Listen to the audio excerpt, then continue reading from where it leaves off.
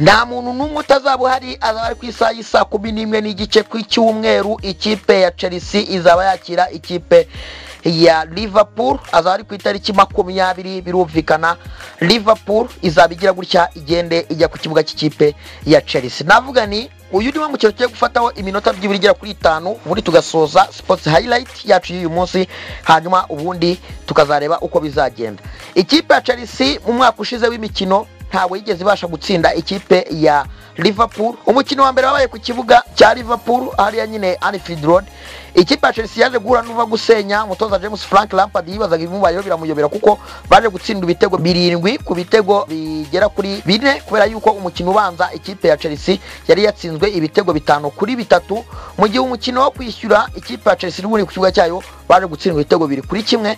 Ibi ngibi navuga ni rero kuba ikipe ya Chelsea yarahuye na skandale nk'ingi yo gutsindwa n'ikipe ya Liverpool ibitego bigera kuri 7 byose kuri 4, ni umwanya mwiza w'umutoza James Frank Lampard kugira ngo agaragaze yuko navuga ni umutoza nawe witeguye. Twabonye Frank Lampard waguze abakinyi benshi ba Hakim Ziyech, agura abakinyi ba Timo Werner, agura abakinyi nk'aba Kai Havertz, aba n'abakinyi bakomakomeye yagiye azanamo kugira ngo yongere imbaraga. Ariko noneho navuga ni Imana izamufashe, gusa ntago azafite Ben Chilwell kuko arashidikanywaho, nanone ashaka kutazagira Pulisic Christian nawe arashidikanywaho, ariko byibura twizere yuko umukinyi nka Hakim Ziyech yenda ashaka kuzaba yageze gutya akagaruka.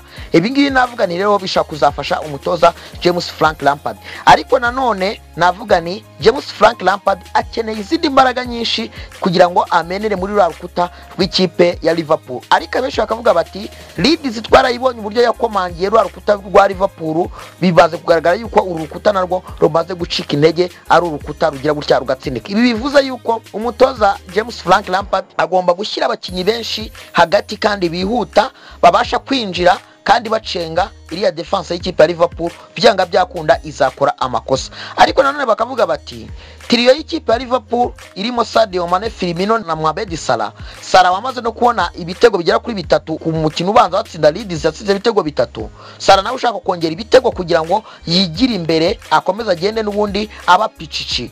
Navuga ni ntago bizaba byoroshye.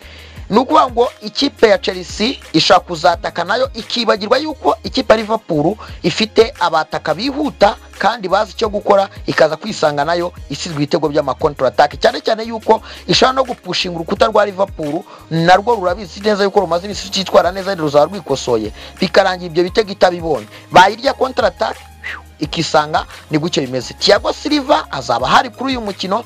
Navuga ni Thiago Silva umukino wa mbere utarabonetse, aje gukina umukino wa kabiri asanga ikipe ya Liverpool ariyo bagiye guhangana nayo ikipe igora ikipe ya Chelsea cyane. Uyu ni umukino uzaba ukomeye cyane, gusa James Frank Lampard niba ashaka kugaragaza yuko ibintu yakoze byo kugura abakinyi benshi bo hagati ndetse no kugura umwataka Timo Werner byari bikwiye, nuko agomba gutsinda iyi match ku kibuga Stamford Bridge. Bitaba ibyo ngibyo Liverpool iramutse mutsinze yaba yatangiye kumusiga, yenda na Arsenal ikaba yatsinze, amakipe yaba yatangiye kugenda amusiga. Ikindi abantu batangiye kugenda bamudutaho bakavuga bati ese uyu mutoza yari afite gahunda.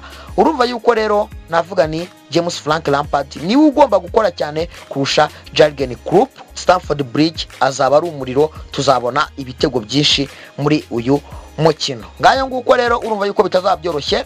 Hari abantu bavuga bati rero muri sports highlight muzajye muduha sure deal rongeye natanga zimeze zitya: uzagura ikipe ya Leicester City gutsinda Burnley, hanyuma Liverpool na Chelsea ugure yes kwinjizanya, noneho ikipe ya Arsenal izatsinda ikipe ya West Ham, hanyuma Manchester United nayo igomba gutsinda Crystal Palace. Ibi ngibi ni obviously ni ibintu bigaragara.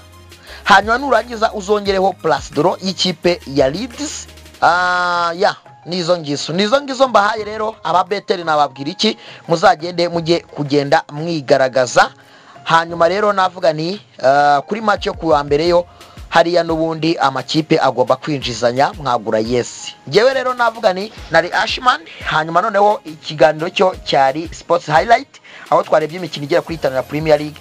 Hanyuma noneho icyo ugomba gukora kugira ngo dushyigikire ujye ubona byinshi muri sport highlight, ugomba kujya gutyo ukajya kuri YouTube, hari ugashaka YouTube channel yacu ni KB250 ugakora subscribe, ukazajya ugenda ubona byinshi tuba twaguteguriye muri sport highlight. Navuga ni Uwiteka abiteho naho ubutaha mu kiganiro cya Sports Highlight.